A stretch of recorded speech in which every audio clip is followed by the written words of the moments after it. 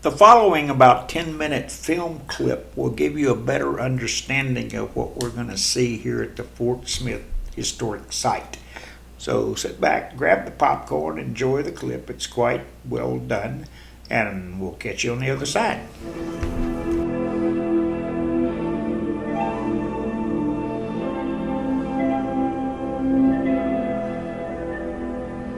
Fort Smith's story begins on Christmas Day, 1817, when a keel boat heavy with troops and supplies landed at Bell Point on the Arkansas River.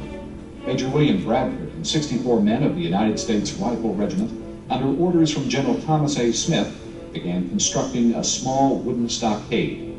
This was the first Fort Smith. Escalating conflicts along the western frontier made this military post necessary. The growing violence, however, wasn't between whites and Indians, but between the Cherokee and the Osage.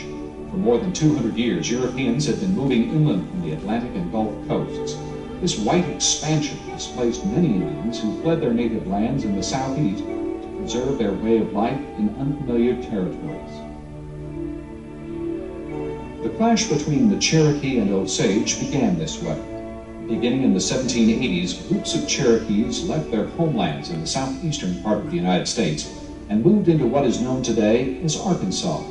They immediately came face to face with the Osage, who resisted the Cherokee invasion of their hunting grounds. In 1808, the federal government tried to win the peace by negotiating the cession of all Osage lands in Arkansas. This allowed President Thomas Jefferson to encourage more Cherokees to move into the area and settle permanently. As the number of Cherokees increased on what was once Osage land, outbreaks of violence became more frequent, and the two tribes were on the verge of open warfare. U.S. officials hoped the establishment of Fort Smith would ease tensions and make the area safe for future white and Indian settlement. After several years of struggle, the military began to see results. In 1822, the Cherokee and Osage agreed to a peace treaty. Soldiers could then concentrate on building roads, patrolling frontier boundaries, and regulating trade and travel through Indian country. Their success prompted a local newspaper editor to declare Fort Smith essential to the western defenses of the nation. Enemies, he said, would find the post a little Gibraltar on the Arkansas. By 1824, however, the situation had changed. Military commanders realized that in order to maintain control of the frontier, they needed to relocate the fort farther west. Troops abandoned Fort Smith and moved 80 miles up the Arkansas River, where they built Fort Gibson. The soldiers, however, left behind a civilian settlement, which eventually grew into a bustling trading center. Although no soldiers were permanently stationed here for the 14 years between 1824 and 1838, the government viewed Fort Smith as an important part of its emerging policy of Indian removal. For years, the federal government had promoted a policy of transforming the Indians into its image of a civilized people. However, the desire of land-hungry Americans often interfered with this process. It was hoped the relocation of the Indians to the west would give them a chance to complete their conversion into Christians and farmers. At the same time that officials were considering removal, some Indians were successfully adapting to prevailing American lifestyles. Tribes like the Cherokee, Chickasaw, Choctaw, Muskogee, and Seminole in the southeast farmed, built mills and plantations, and sent their children to missionary schools where they learned to read and write. Some of the Indians even owned black slaves. It's understandable then that they had no desire to give up their lands. To safeguard their rights, the Cherokee even adopted their own constitution in 1827, declaring an independent nation with complete authority over its own territory.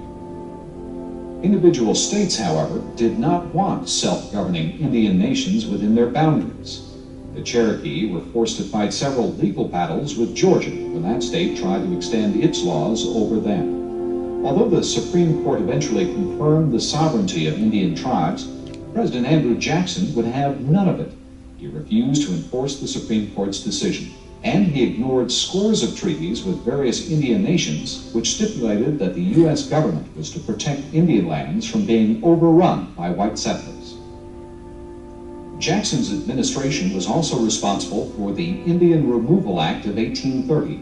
It gave government officials the right to negotiate treaties with Indian tribes, exchanging their eastern territory for land west of the Mississippi.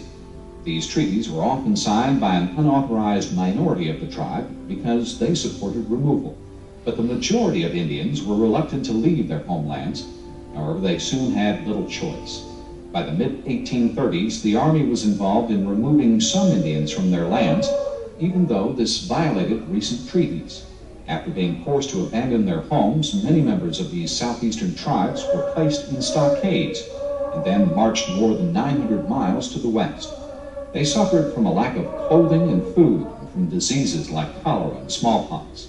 This forced migration is now known as the Trail of Tears. Fort Smith served as the primary supply depot for those Indians who managed to make it to Indian territory. Between 1830 and 1834, soldiers dispensed blankets, axes, blacksmith tools, spinning wheels, and other goods that they had been promised by treaty. These goods were to help the Indians rebuild their shattered lives. When the distribution center moved farther west, Fort Smith's buildings fell into disrepair. In 1838, the War Department ordered the construction of a new Fort Smith. It was a decision based largely on the Arkansas congressional delegation's argument that violent feuding within the Cherokee Nation would spill over into the white settlements. Military leaders like future U.S. President Colonel Zachary Taylor thought this unlikely and objected to the expense of the second fort. Despite this opposition, building began on the new garrison slightly east of the original stockade. The second Fort Smith held quarters and barracks for approximately 4 companies of men and was enclosed by a stone wall 12 feet high and 3 feet thick. Over the next 30 years, Fort Smith was essential to military operations in the Southwest. Goods from its commissary and quartermaster storehouses supplied military outposts throughout Indian Territory. Forts Washita, Wayne, Gibson, Towson, Arbuckle, and Cobb all received a steady supply of troops, equipment, and orders from Fort Smith. As a result, all the military roads, stage routes, mail service, and telegraph lines extending across the frontier radiated from Fort Smith, which also acted as the distribution point for food, farming supplies, and federal funds for those Indians migrating west. The Civil War brought an abrupt halt to these activities. In April of 1861, Confederate sympathizers known as the Arkansas Volunteers seized control of Fort Smith. The post location and its reserves of food, clothing, and ammunition made it a plump prize worth fighting for. But within 2 years, Union forces reoccupied the fort and held it until the end of the Civil War. When the hostilities came to an end, troops at Fort Smith were used in a variety of ways. They supervised the disarming of Confederate forces in the area, they protected the border country from bands of guerrillas, and they assisted in post-war reconstruction by organizing the Fort Smith Council of 1865. This council arranged for new treaties which had to be negotiated with those Indian nations badly divided by the Civil War. Like white America, each tribe splintered during the conflict, with some members supporting the North and others the South. Military use of Fort Smith slowly declined in the post-war years. By 1871, accidental fires had destroyed both officers' quarters, and the War Department decided against rebuilding. After 54 years of intermittent occupation, the Army permanently closed Fort Smith. But the site was not abandoned for long. In November of 1872, the Federal District Court of Western Arkansas, which was responsible for maintaining the peace in Indian Territory, moved into Fort Smith's former soldiers' barracks.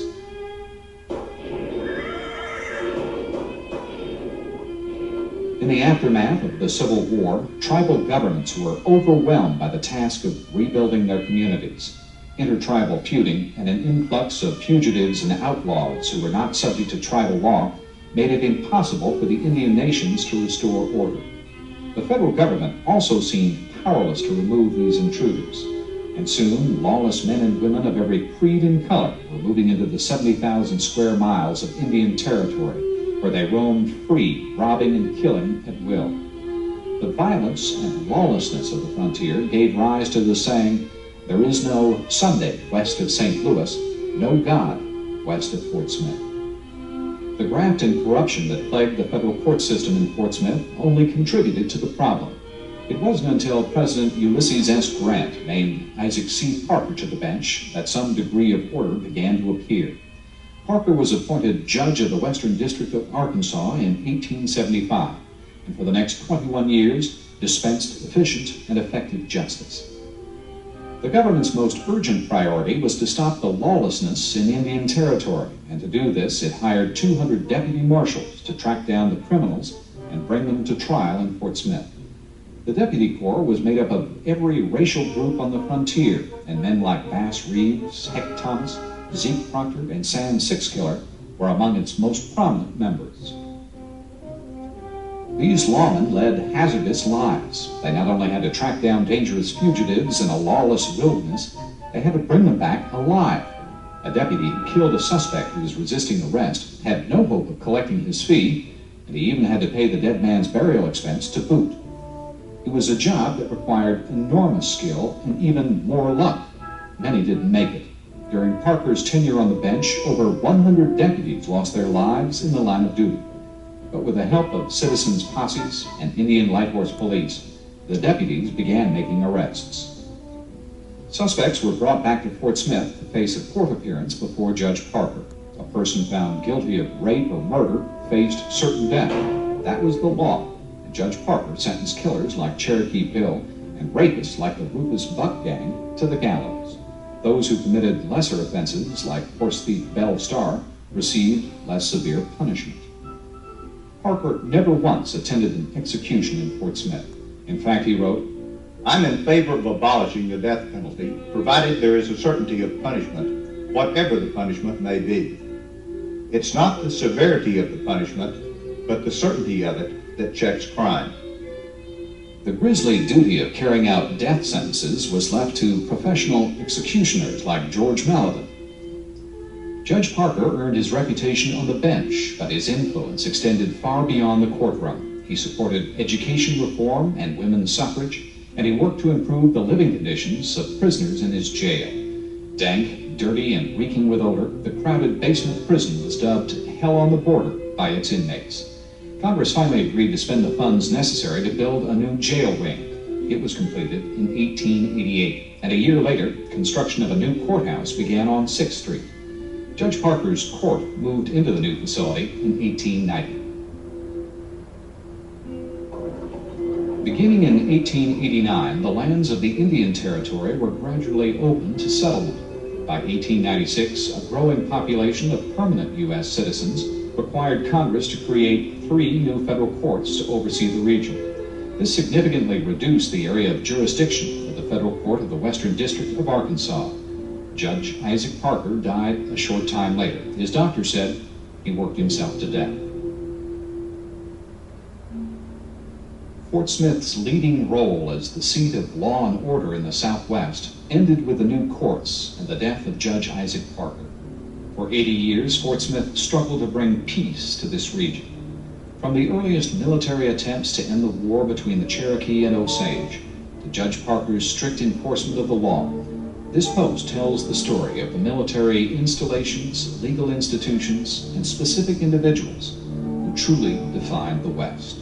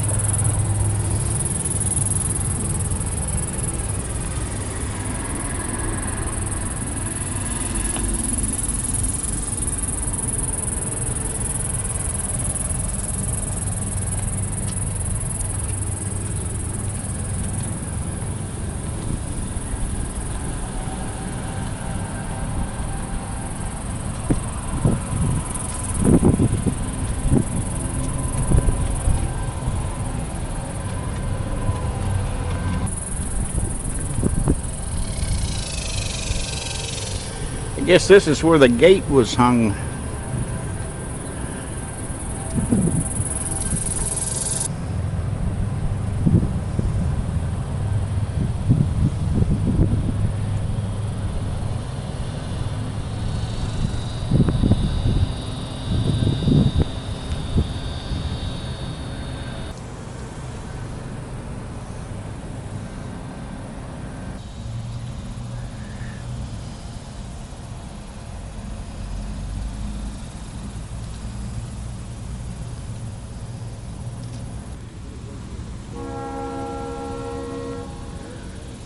I wonder what that pole there means.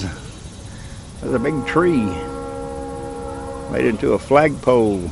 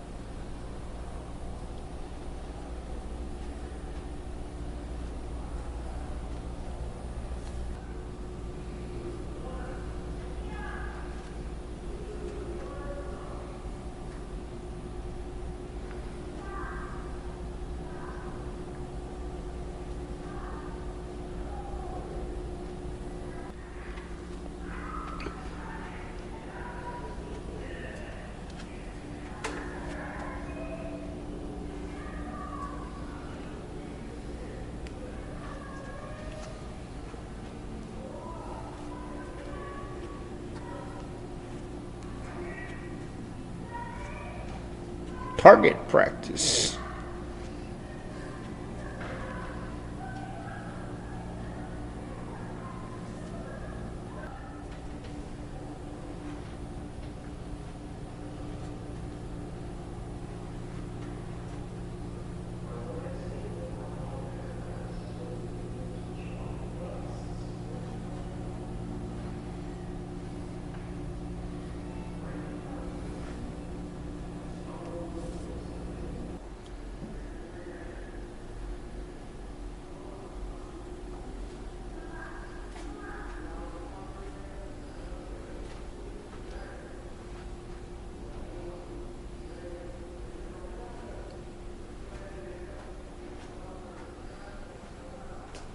That's my favorite. I've watched that several times.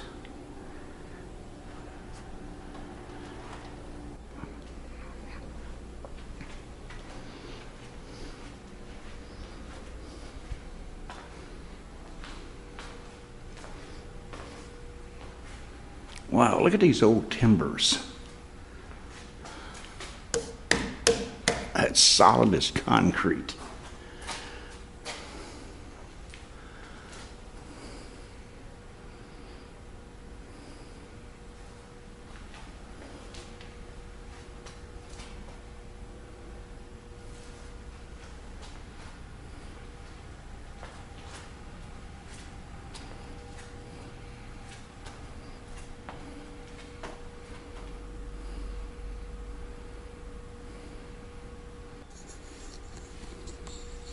Look how thick these walls are.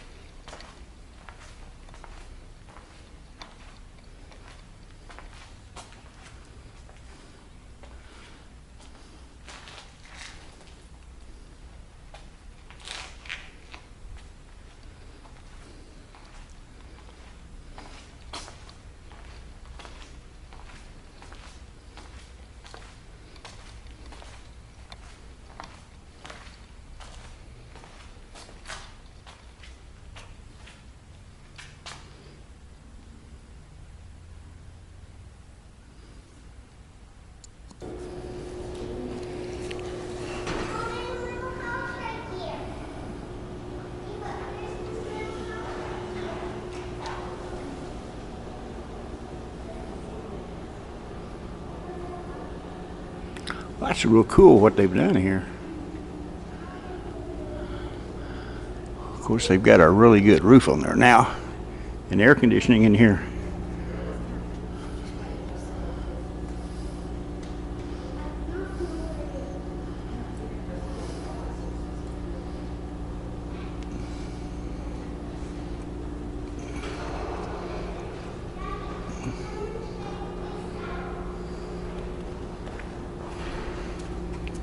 Wow, this is the original construction. And then they've just hollowed it out and made this place so we could see what it originally looked like. And that made the original roof up there. Oh, this is cool. This is really cool.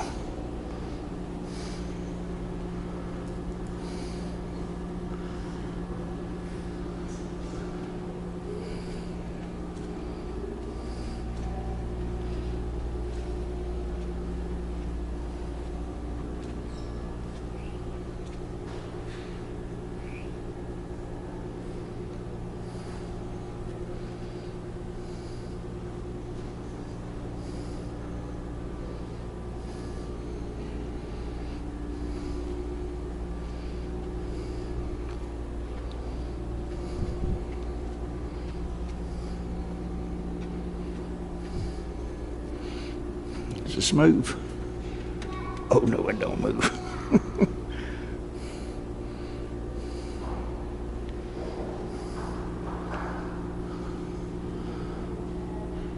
Of course, they've got nick steel in here to support the walls.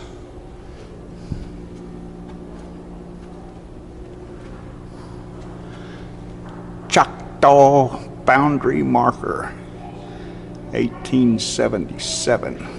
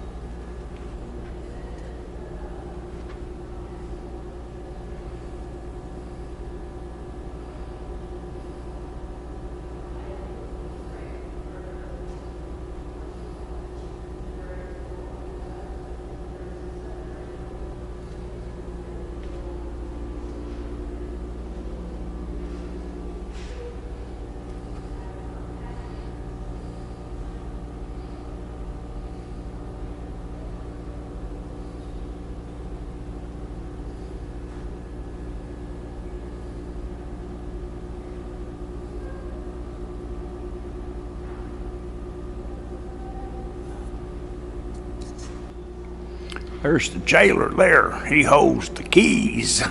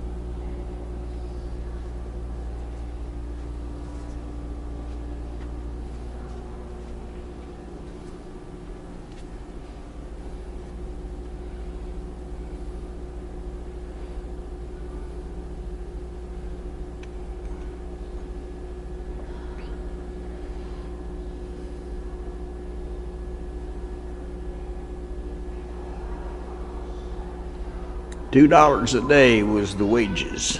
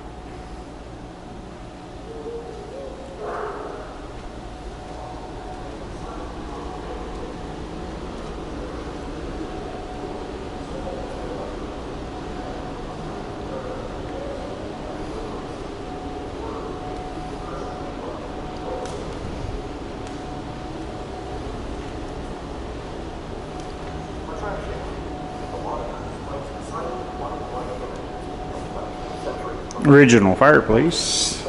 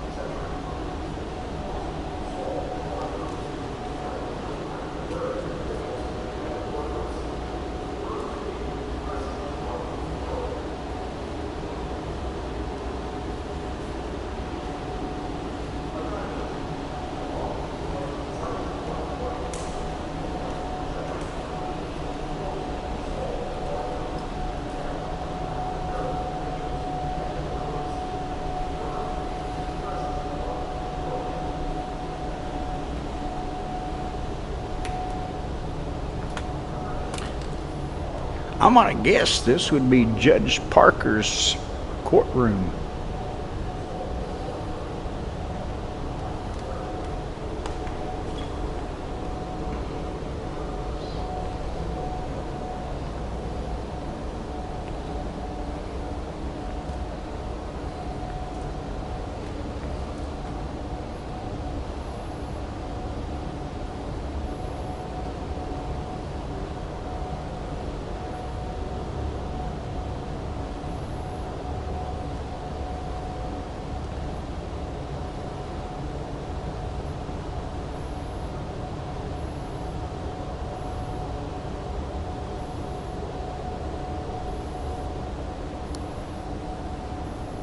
Judge Parker presiding.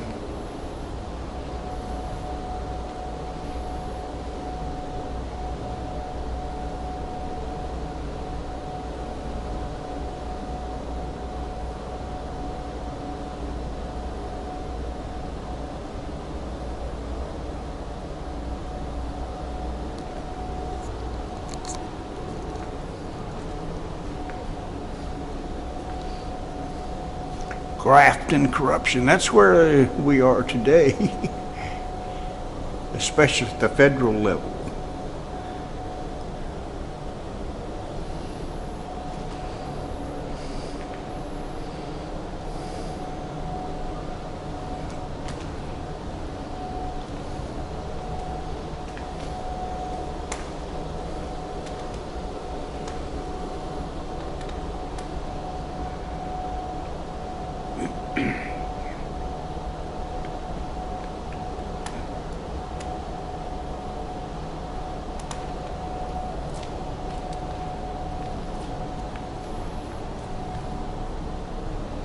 Walking canes.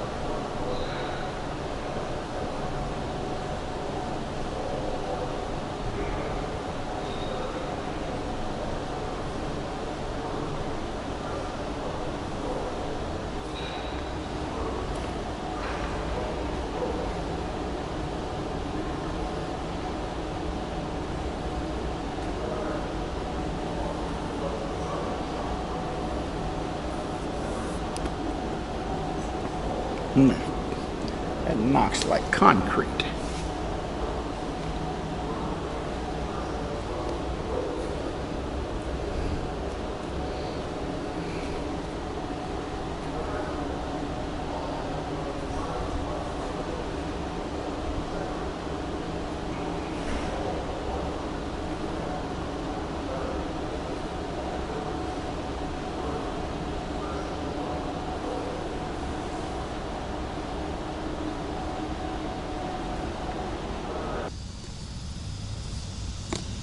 I noticed on this covered wagon here, even the U.S. Army has trouble with thieves. Well, not so much. I guess back then it was embezzlement. But today, you got some clown that just want to take off with this thing. I don't know how you'd hide it.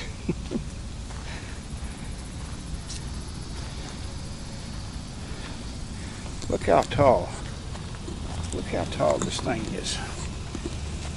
That's a big wheel. Look at that, man.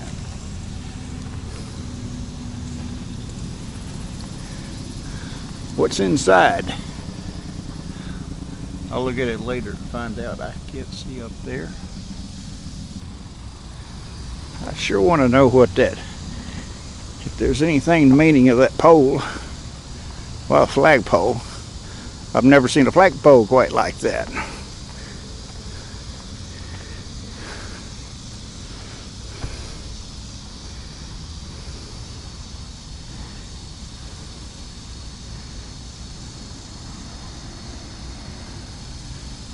Okay.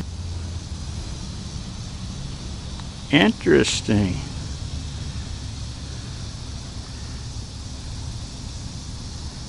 Thanks for watching. Very much appreciated.